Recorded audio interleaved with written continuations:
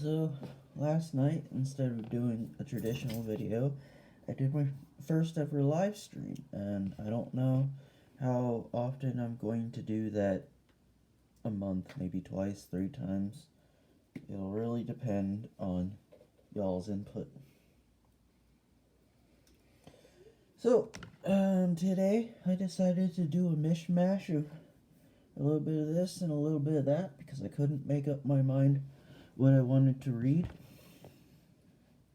So, the first contestant will be The Lady of Shalott, as written in 1842 by Alfred Lord Tennyson. This piece was a request from Lady Glamcat. Oh, sorry, allergies. So, Glammy, this one's for you. The Lady of Shalott by Alfred Lord Tennyson. Part 1. On other side the river lie long fields of barley and of rye that clothe the wold and meet the sky, and through the field the road runs by to many-towered Camelot. And up and down the people go, gazing where the lilies blow, round an island there below, the island of Shalott. Willows whiten, aspens quiver, little breezes dusk and shiver through the wave that runs forever by the island in the river, flowing down to Camelot. 4 grey walls and 4 grey towers overlook a space of flowers, and the silent isle embowers the Lady of Shalott.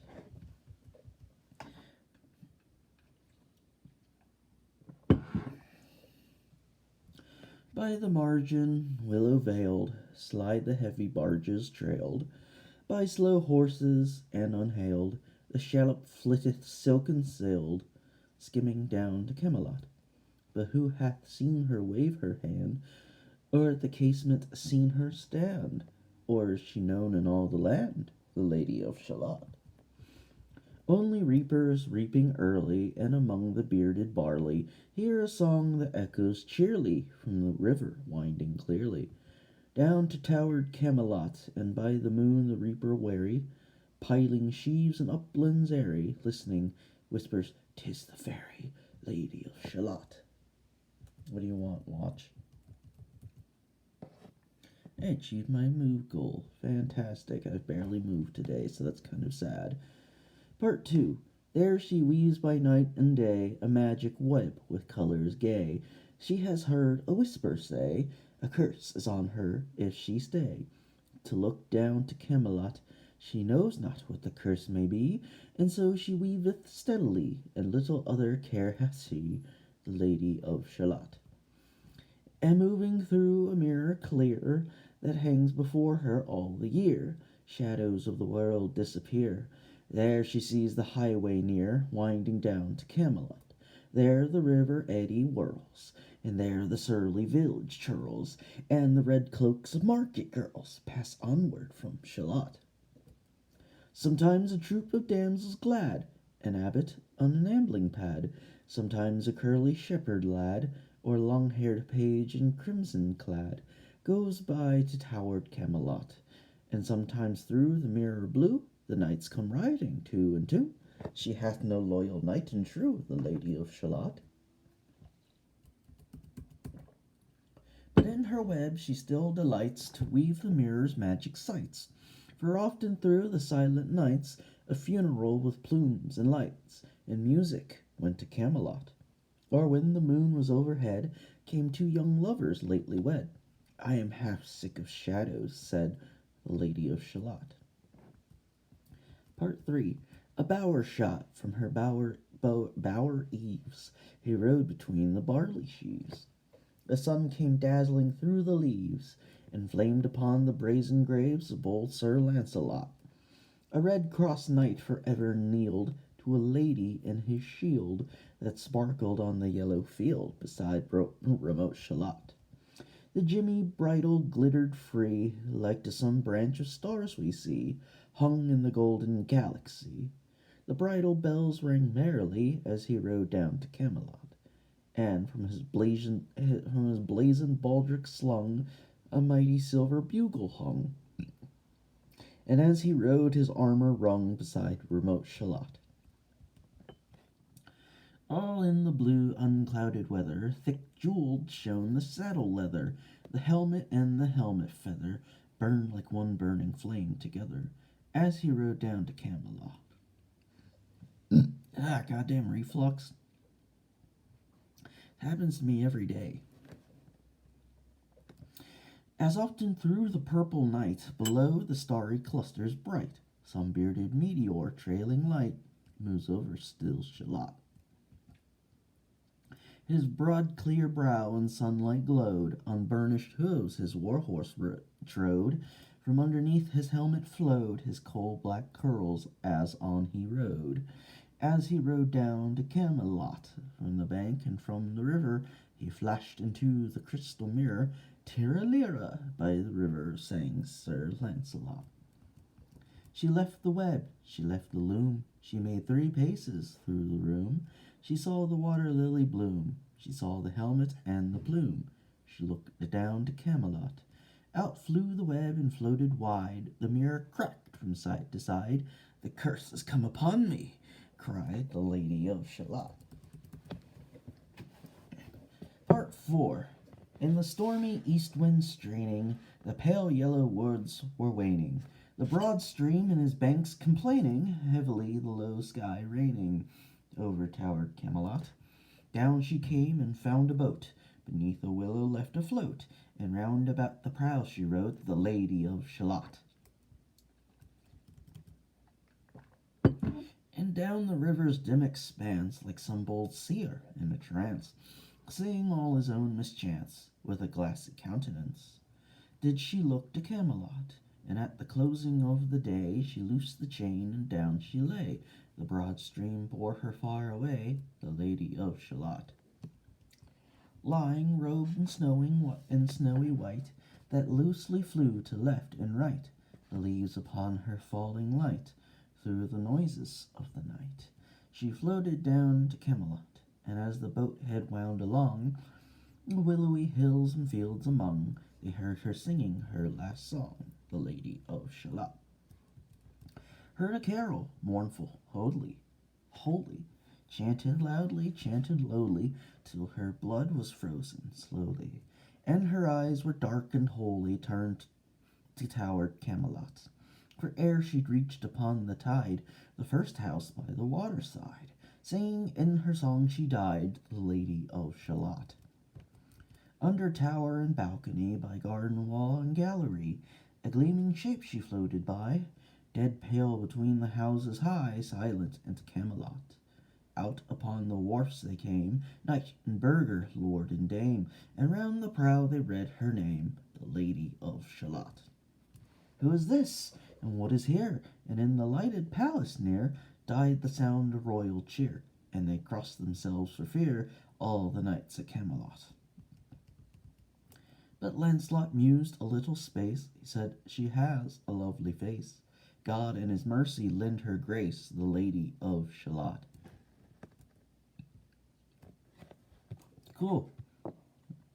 So I'll be coming back to that another time, because Lord Tennyson is a wellspring of poetry. That was more or less the inspiration behind me doing this. Before I do the next bit, and it's a bit of a surprise, I'll be right back.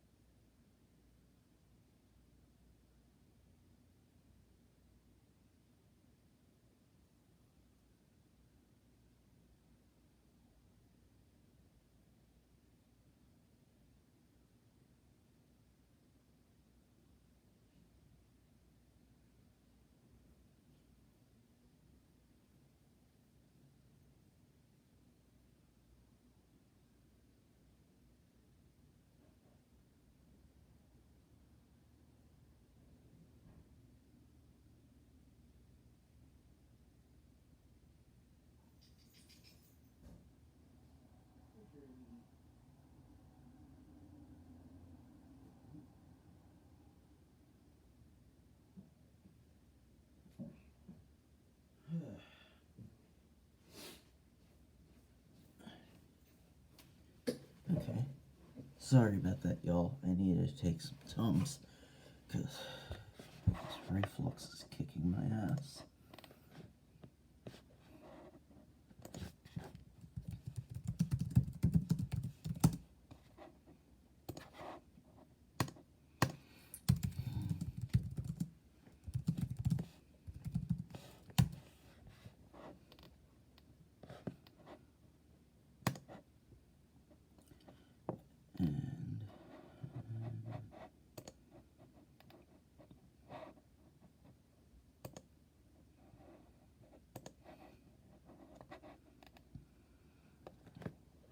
Okay then.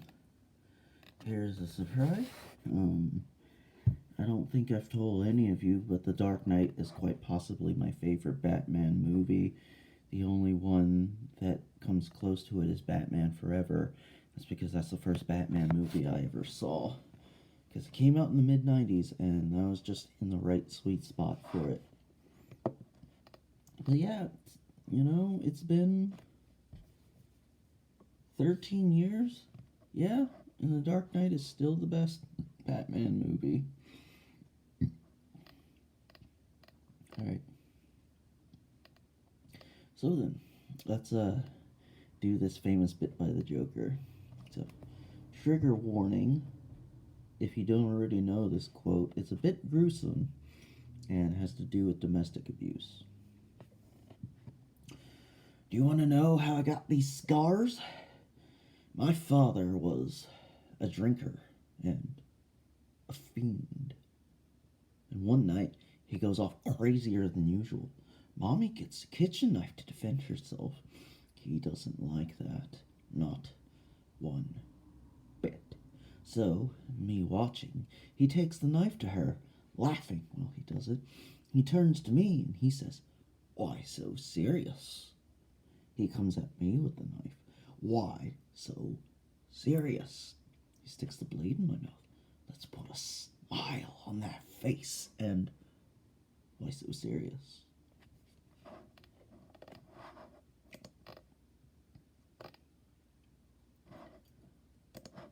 Yes. More Dark Knight quotes.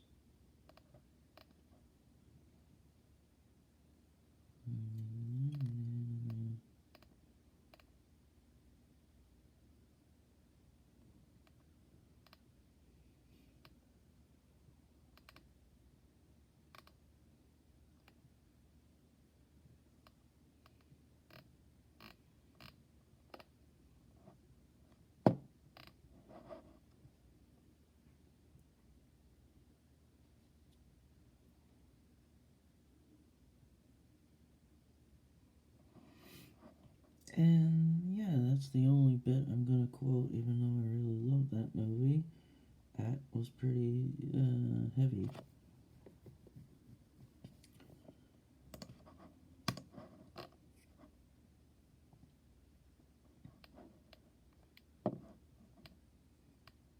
I think Dark Entries and Blush Puppy deserve an entry to themselves. So I'll dive into that tomorrow.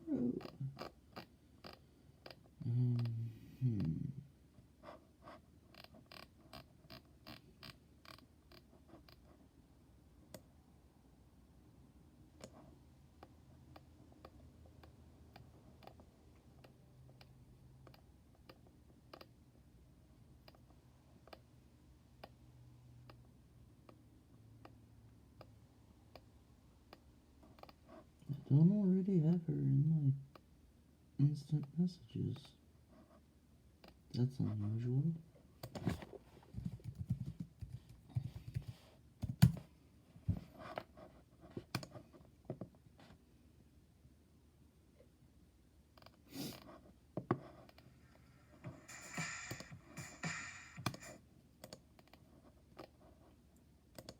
That's her poetry diary. I'll read one of her poems and see what of her bulletins come back. A riddle. Killing two birds with one sports car by Blush Puppy.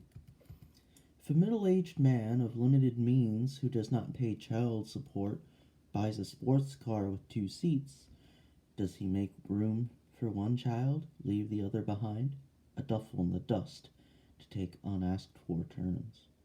Or does he ask them each to miniaturize themselves, to become halves of each other, to simply become one, perhaps two-dimensional caricatures that form a neat, smiling stack? Or, if that proves too challenging, if the ache of anesthetized fatherhood still lingers, does it turn out that 2 seats were just 1 seat made for one man?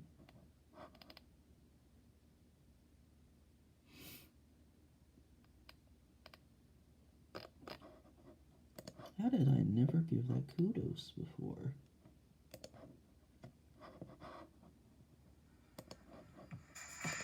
Point is, it's done now.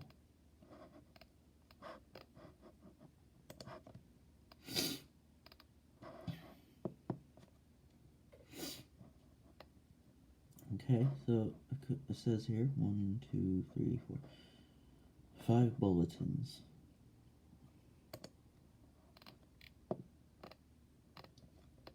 Alright, so since I might as well just read them. Hi, Blush Puppy. Graveyard Donut. One thing leads to another, aka being cut off so abruptly that the rotisserie chicken falls off the seat and I have to pull over to rage quit and resituate and basically cry, and all of a sudden I'm at the graveyard eating a donut in a giant neon asteroid sweatshirt. It's literally the graveyard scene from Ocarina of Time. I can't remember what tombstone etiquette is. I just stumble around like a drunk guy at a bar, hitting up the Lorettas and Roberts of 1917, hoping for a smile. Ye were a loyal and faithful servant, says one of the gravestones. A little redundant, no? Whoever it was 21 years old. I imagine him in one of those cemeteries for fallen soldiers with all the pristine white crosses. I imagine zooming out and saying more and more and more. There's a woodpecker somewhere in the trees behind the graveyard, and once I start looking for it, it stops pecking. IDK was probably a fucking ghost for all I know. At this point, I would welcome a little supernatural intervention. I don't stay very long. I check my phone back in my car, and it's Kay, saying he doesn't get the joke. I'm at 5% battery, even though it's 10 a.m. I'm sorry, and you're welcome.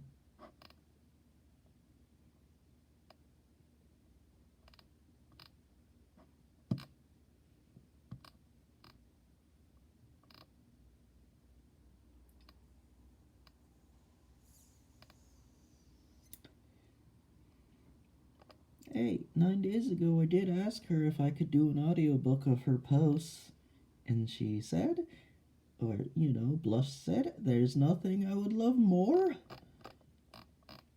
So, here I am, starting to get around to it.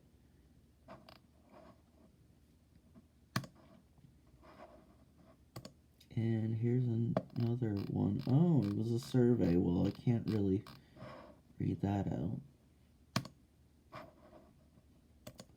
Such great life choices in Murica. I finally got a job offer that seems promising. They offered me my requested wage, still lower than I'm making at my current job. I'm fucking kicking myself that I didn't ask for more. I just didn't think there was a fucking chance.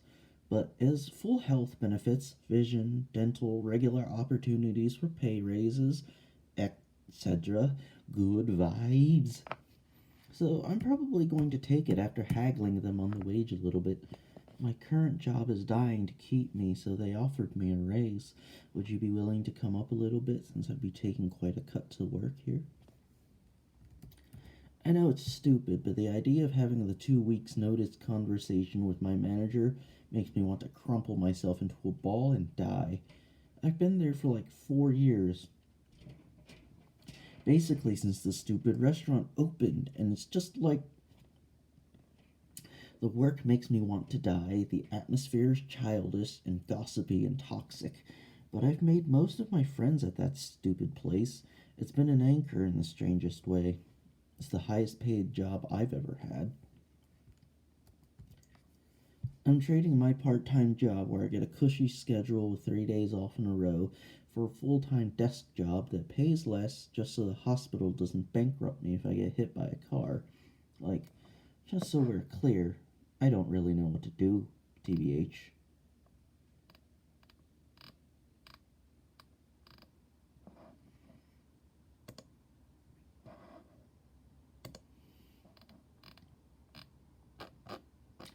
Your girl is finally quitting.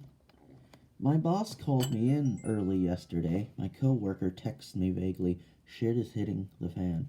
I'm thinking, fuck. She's heard I've been applying all these new jobs. She's gonna murder me. As you can tell, I work in a super healthy, non toxic atmosphere where employees are encouraged to find better things. I spent an entire hour in the office patiently listening to the owner of the restaurant rant about the bow manager who has anger issues, and I'm like, the faux manager is also completely ridiculous and abusive in her own way. And the big boss is like, no, I really think everyone unfairly gangs up on her and she's really a victim here. And I'm like, okay, cool. Clearly, you, who's never here, knows everything. She starts crying, which is standard for her. She feels like she's created a monster, and I'm just like nodding and looking sympathetic, but we both know it's true. She wants to get us all together for drinks so we can all hash it out, and secretly, I'm sitting on 2 weeks' notice that I can't bear to give her in the middle of her breakdown. I leave the office and realize that she called me in solely to bitch about other employees and things that have nothing to do with me. She wants me on her side and she wonders why the work culture is so bad. So today I'm going to call the one job offer and take it, and then I'm going to march into work and slap my notice into my manager's hands right before the 4th of July. They're going to fucking kill me, you guys. I vow to never work in food service again. The most toxic atmosphere I've ever breathed in for so long. If you want to know, I had to fight tooth and nail this whole year to get them to give us an ounce of protection or say in how we approach COVID.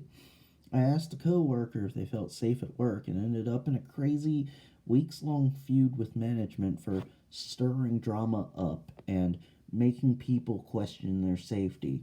Apparently, being worried about deadly disease during a fucking pandemic is considered disloyal to millionaires who own restaurants.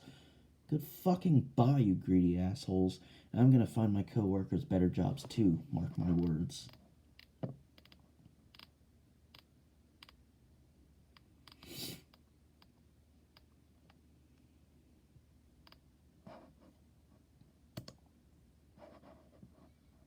And from 23 hours ago, the ceremony of leaving. Not to be dramatic, but ever since quitting my job, the sky is blue as fuck, and it does not bring me despair like it used to. My family bought me lunch yesterday, on arguably one of the busiest restaurant days of the year. And as we wait an hour and a half for a table, I think about what the waitstaff must think of us. 4 women, 3 generations curiously absent of a father, clearly. I know if I were them, I'd be pissed off that you'd come to my restaurant on Father's Day and put me through misery without even a father to show for it. My sister almost Karens out when we wait another half hour after we are seated. She makes a comment about one of the servers busting a 12 top. She's over there cleaning up. Does she not see us? My mom glances at me and tries to gracefully explain that the restaurant is fucking slammed. I just look at my sister. What an incredible way to celebrate my leaving the restaurant industry. When the server finally greets us, he is incredibly nice, but I can tell he is wary. My grandma gives him her order without looking at him. I've got a stony stomach, so I check my texts, and it's Avery who's working. It's 12:30, so it's right in the middle of the lunch rush. Fucking kill me. My sister makes a big show of saying she's going to pass out from low blood sugar, and the food arrives on cue. The server looks scared. I'm sure he overheard my sister being the worst, but everyone is reasonably nice to him, thankfully. We all toast my new job, and I put on a show of triumph, but I feel nauseous. I really didn't want to do this in the first place.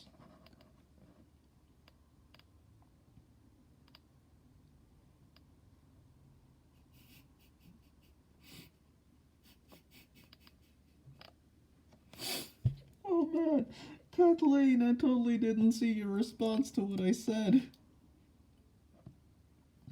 For context, Kathleen, you said, "Oh God, this made me anxious. I really get so uncomfortable when my mom pulls stuff like this."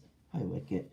I mean, she goes full on Karen at shoe stores mostly, but yeah, anxiety. So, to which I responded, "Yes, but can it top your mother urgently shout whispering at you about condoms while standing in Target, but she's doing so in broken half English and half Mandarin?"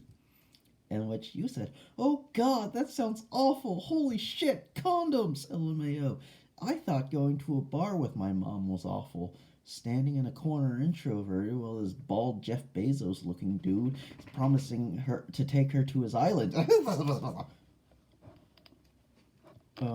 I think on that note, I'll just end the video here and pick up tomorrow by doing some dark entries and maybe another poetry. And I think I might dig up another one of my old fantasy works, even if it's just the next part of Quest for the Relics. Okay, bye.